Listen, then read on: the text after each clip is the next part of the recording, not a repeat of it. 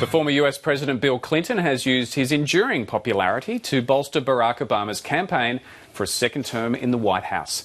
Bill Clinton pitched a strong economic theme in his speech to the party faithful at the Democratic National Convention.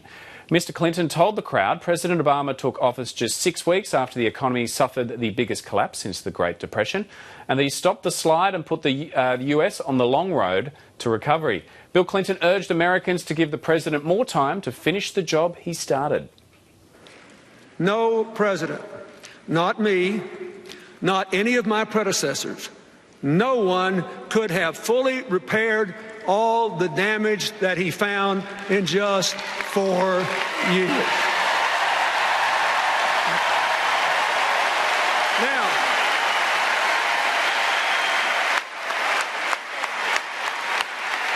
but he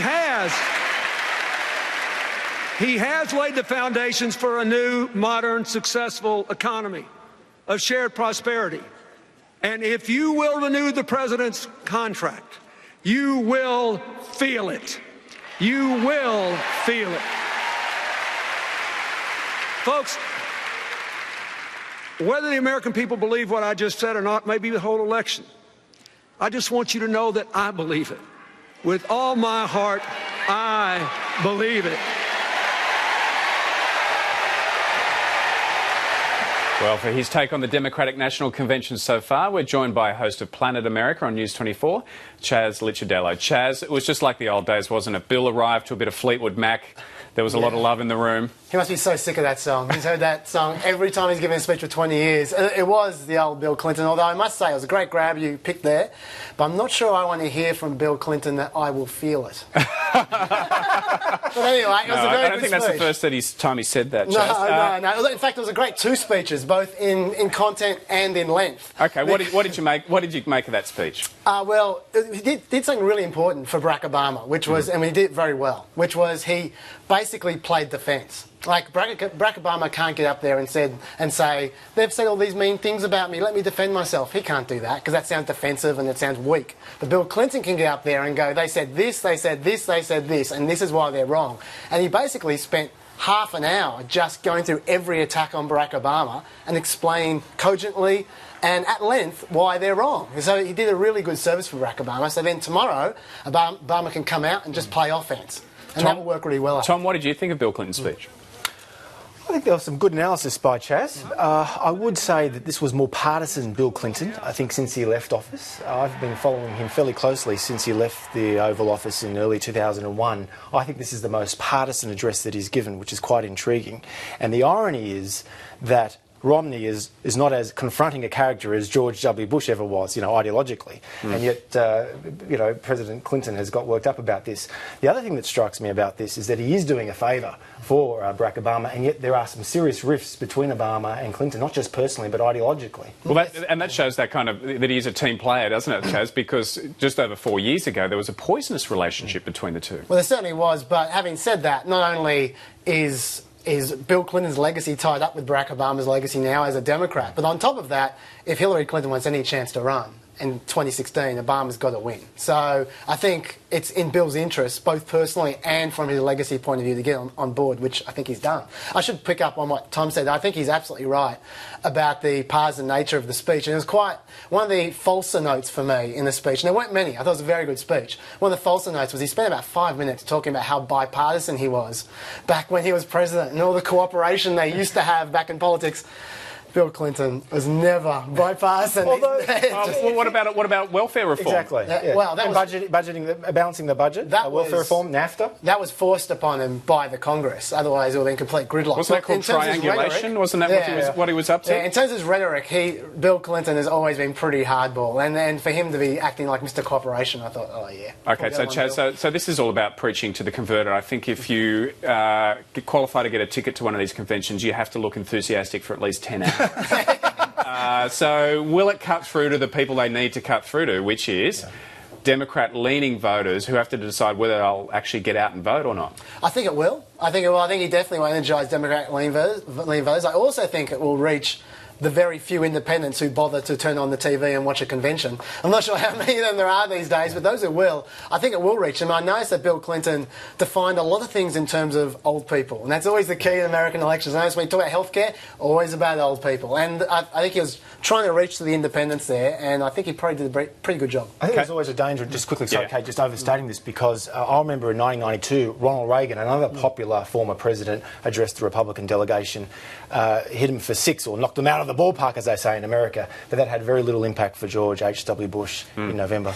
Chaz, I'm just curious about the news cuts that we just saw of the convention, and they're all really positive, and they all, cut to the Latino and the Black American. Is it all like controlled by the Democrats, all the feed and all packaged up for the? Yeah. Yes, it is. Wow, you don't see that at our, for example, our Labor Party conferences where you said the grumpy Kevin Rudd, sitting next to near Gillard. Well, not quite near Gillard. Isn't that fascinating? Who would have thought that American stage managed things were? Yeah. Yes. Chaz, is there a big following in Australia for American politics and American elections? Not as big as I'd like. I was actually surprised as I did Planet America how many people do seem to be interested. And when I say I'm surprised, it's because I thought no one was. But there is a small community into it. I think politics junkies like American politics because it's just so wild. Yeah. What about the economic record? That's what Bill Clinton was really focusing on that speech. He was suggesting, he was doing a count, wasn't he? He said that the Democrats over the years have created more jobs than the Republicans. He was arguing too that it was a kind of a Republican deficit that we're dealing with at the moment. Yeah, the number he threw around, he threw a lot of job counts around, but the one that stuck in my mind at least was saying over the last 50 years there have been 64 million private sector jobs created, 42 million under Democrat presidents, 22 million under Republican presidents. Now, there's a lot of reasons for that. I think he might have oversimplified it somewhat. But having said that, that's a good stat. That's the kind of stat you can throw around in an ad, although I don't think they will be throwing them around in ads. He did try and relate everything to jobs because, let's face it, America's in a terrible situation at the moment. You can actually see from the other few days, or the other day of the convention, just how bad the situation was. I was amazed by, during Michelle Obama's speech, a number of times she said, your dreams might not come true, but we'll try and make your children's dreams come true. And I thought to myself, how often do you see a politician say, your dreams might not come true? That's a measure of how bad the situation is in America. But weren't they trying to address the issue of hope and change that Barack Obama promised and didn't necessarily deliver? They're virtually saying change takes time, which Absolutely, is not what Barack Obama was saying 4 years ago. Exactly, but 4 years ago he wasn't saying, I'm going to be there for your kids. He was saying, I'm going to be there for you. And that's changed in the last 4 years. Yeah, but Chaz, an Australian audience would identify with that. Yeah, probably. Yep. Yeah, we're used to waiting and waiting and waiting. Yeah. I don't think Tony Abbott will, though, will he? He won't be saying that at the next election campaign. No. To what extent? To what extent are the Democrats using the moving forward mantra of Julia Gillard? I heard one Democratic governor mention it in his speech 10 times yesterday. Yeah. How do you account for this? Yeah, I can't account for that at all. I don't know what they're thinking about. Just stop, guys. Stop. Can I just say one thing before we finish? Because I can see you're about to wrap up. That just one thing which Tom said, I think is absolutely spot on. He's talking about the conventions. In the long run, they really don't matter much. I mean, it's still 2 months to the election. The debates are yet to come. The advertising is yet to come. Yeah, that's right. Well, another interesting thing about this campaign is the relentless fact-checking that's going on. And Paul Ryan's been copying it lately about his speech. And, there was talk before about even his marathon times, and he lied about them. And now there's speculation that he's been telling a few fibs about how many mountains he's climbed in Colorado. Yeah, there's an relentless fact-checking. There's relentless fact-checking about Paul. And the funny thing about this, when we're talking about climbing mountains and marathons and stuff like that, politicians tell a lot of lies, and Paul Ryan is not alone on that particular respect, but no one is fact-checking the actual stuff that matters, like Medicare and the budget and things like that. The perils of the 24/7 media environment, eh? So, Tom, I just want to ask you about this, because you were a junior athlete of some note, and, you competed at national titles and stuff. Would a man know what time he was his personal best? I mean, I bet you still know what you did for 800 metres. I suspect so. I don't know how good he was, though. Yeah. That's the key point. Yeah. Only good I bet you know your 800 metre best time. Sure. Tell us, he does, though. What was it, Tom? 149.9. To the 10th of a second. Bloody hell. Put me on the spot, mate. So, Tom, what can we look forward to on Planet... Chaz, what can we look forward to on Planet America this Friday? Well, it's an exciting one because We don't know what's going to happen yet because we're filming it after the Obama speech tomorrow. So we've got to try and tee up some interviews. Hopefully there'll be some Democrats. Hopefully, fingers crossed, and hopefully they'll give us some good grabs. Okay. Because we've got nothing at the moment. All right, and what is on tomorrow at the convention? It's Barack Obama, the big one, and he's got a lot to follow up after the big dog. So we shall see. And the big dog and Barack did do a bit of a man hug on stage today. They did. It is a bit of a tradition that kind of thing happens, especially when, as Tom says, there has been tension in the past. I wasn't surprised, but Was it up there with Al Gore's kiss with Tipper in 2000? Oh, probably slightly less passionate.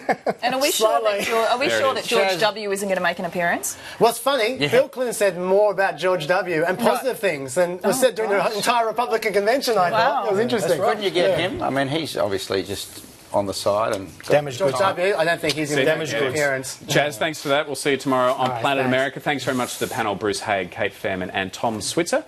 And you can join Chaz tomorrow night with John Barron on Planet America at 6 p.m. Eastern.